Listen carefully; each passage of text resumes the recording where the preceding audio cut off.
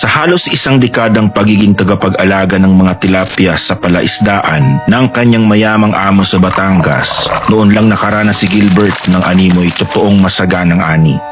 Halos mapigtas ang gamit nilang lambat sa bigat ng mga isdang kanilang hinahango sa fish cage. Kalagitnaan ng 2021 noon nang mag-umpisang maging maganda ang kanilang mga ani. Sa mga nagdaang taon tila sapat lang o minsan ay lugi pa ang kanilang kinikita. Kaya naman ay tuwang-tuwa si Gilbert dahil naaambunan din siya ng bonus mula sa kanyang mayamang amo.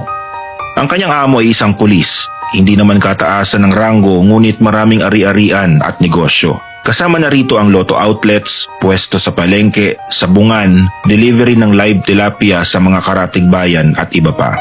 Ngunit kahit natutuwa si Gilbert sa ganda ng kanilang ani, nagtataka siya dahil laging may tila kulang sa inventory ng mga feeds na nakaimbak sa mismong kubo ng kanilang fish cage.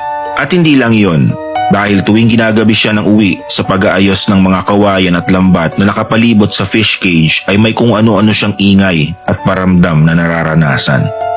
Sa loob ng isang dekada niyang binabantayan yon ay noon lang siya nakaranas ng ganong mga insidente. Minsan nga ay doon pa siya natutulog sa gitna ng lawa, ngunit payapa naman ang kanyang buong magdamag. Isang araw, ginabi si Gilbert sa pagpapalit ng kawayan sa isang bahagi ng fish cage. Alas 7 na noon, ngunit dahil sa bilog ang buwan ay nanatiling maliwanag ang buong paligid.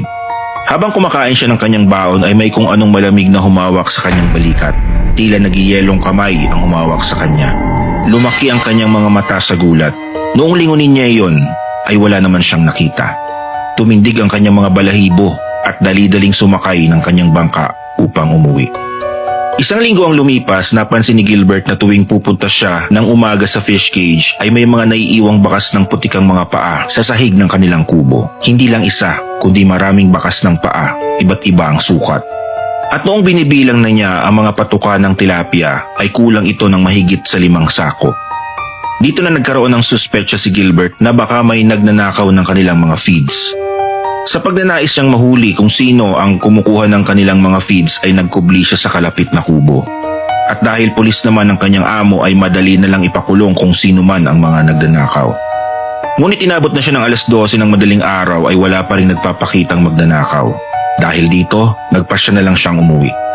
Kinabukasan pagbalik niya sa kubo, nakakita ulit siya ng mga bakas ng putikang paa. May naiwan ding mga butil ng patuka ng tilapia sa sahig.